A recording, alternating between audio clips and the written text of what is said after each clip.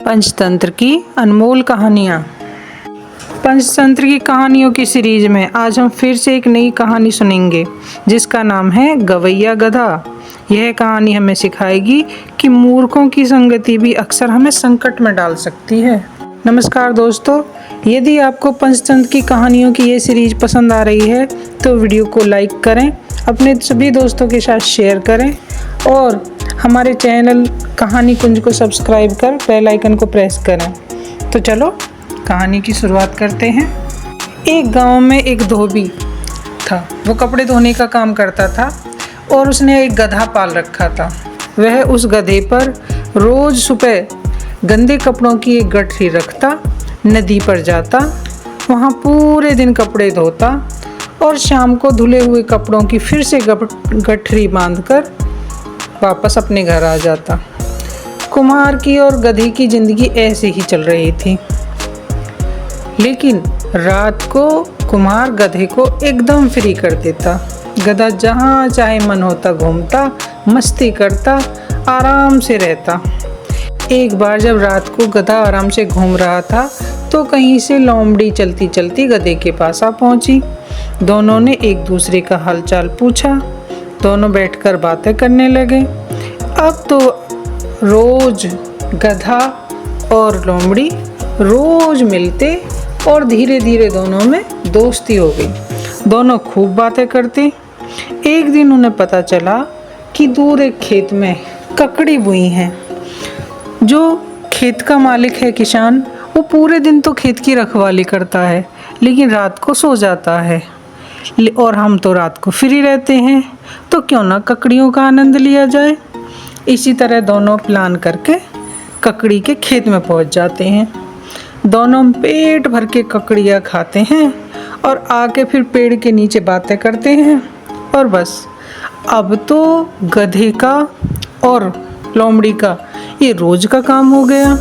दोनों पेट भर ककड़ी खाते और अपना मस्ताते और आराम से बैठकर बातें करते और अपने घर लौट जाते। मीठी मीठी ककड़ियाँ खाने के कारण दोनों खूब मोटे ताजे हो गए। उन्हें ककड़ियाँ खाने की ऐसी लत लग गई कि जब तक दोनों ककड़ियाँ खा नहीं लेते उन्हें चैन नहीं पड़ता। धीरे धीरे महीनों बीत गए। एक दिन चांदनी रात थी। आकाश में चंद्रमा खूब चमक रहा था। गधा और गीदड़ अपनी आदत के अनुसार पहुंच गए खेत में। दोनों ने जी भर के ककड़ियाँ खाई। गधा जब ककड़ियाँ खा चुका तो बोला, आहा कितनी अच्छी रात है, कितना अच्छा चंद्रमा चमक रहा है, चारों तरफ चांदनी बिखरी हुई है, ऐसे लग रहा है जैसे चारों तरफ दूध की धारा बह रही हो। इतनी सुंदर रात, मीठी मीठी ककड़ियाँ खाई हैं, मेरा तो गाना गाने का मन कर रहा है। गधे की बात सुनकर गीदड़ बोला, गधे भाई ऐसी गलती मत करना, गाओगे तो खेत वाला जाग जाएगा और फिर हमारी ऐसी पूजा करेगा कि छठी का दूध याद आ जाएगा। पर गधा तो आखिर गधा था ना। वो बड़े घमंड से बोला, वाह मैं क्यों ना गाऊं, मेरा कंठ इतना सुरीला है। तुम्हारा कंठ सुरीला नहीं है ना, इसीलिए मुझे गाने से रोक रहे हो। मैं तो ज़रूर गाऊंगा, देखता हूँ तुम मुझे कैसे रोकते हो।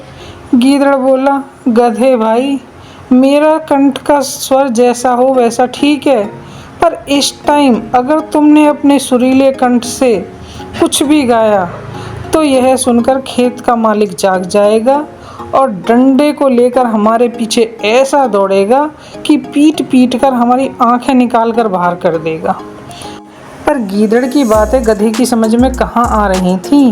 वो मूर्ख, वो तो बस एक ही रट लगाए हुए था, मैं तो गाऊंगा, मेरा कंठ सुरीला है, मैं तो गाऊंगा।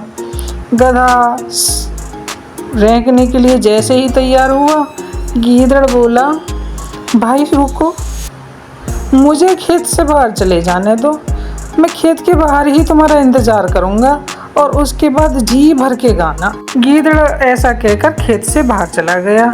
बस गधा तो अपने मद में चूरा। गधे ने रेंकना शुरू कर दिया। एक बार रेंका, दो बार रेंका, तीन बार रेंका। गधे की आवाज़ चारों ओर गूंज उठी, खेत के रखवाले के कानों में भी पहुंच गई। बस फिर क्या था, खेत का रखवाला डंडा लेकर पहुंच गया। रखवाले ने खेत के में पहुंचकर गधे पर जो डंडा बजाना शुरू किया, थोड़ी ही देर में गधे का जो हाल हुआ वह बेदम होकर जमीन पर गिर पड़ा। गधे के गिरने पर रखवाले ने उसके गले में एक मोटा सा ओखल बांध दिया। गधे को जब होश आया तो लंगड़ाता लंगड़ाता ओखल को घसीटता हुआ खेत के बाहर गया। वहाँ पर गीदड़ उसका इंतजार कर रहा था। वह गधे को देखकर बोला, क्यों गधे भाई, तुम्हारे गले में ये क्या बंधा हुआ है? क्या हुआ तुम्हारे सुरीले कंठ को? तुम्हारी आवाज़ क्यों नहीं निकल रही? तो दे दिया खेत वाले ने तुम्हें पुरस्कार। गधे ने शर्म से सिर झुकाते हुए कहा, भाई और कितनी बेइज्जती करोगे? गीदड़ बोला, झूठे घमंड का यही फल होता है। अब तो किसी तरह इस ऊखल को गले से छुड़ाकर अपने प्राण बचाओ। गधे ने जैसे तैसे रस्सी काटकर ऊखल को गधे के गले से अलग किया। गधा और ने जैसे तैसे मलहम पट्टी करके गधे को फिर से स्वस्थ किया और गधा और गीदड़ फिर से दोस्त तो बने, लेकिन इस शर्त पर कि वह फिर से रात को कभी गाना नहीं गाएगा। कहानी से हमें यही सीख मिलती है कि हमें मूर्ख मनुष्य की संगति से बचना चाहिए, कभी झूठा घमंड नहीं करना चाहिए। यदि हम झूठा घमंड करते हैं तो हमें भी गधे की तरह नुकसान उठाना पड़ सकता है। बोलने से पहले हमें ये ध्यान रखना चाहिए कि हमें क्या बोलना है, क्या नहीं बोलना और किस समय पे बोलना है।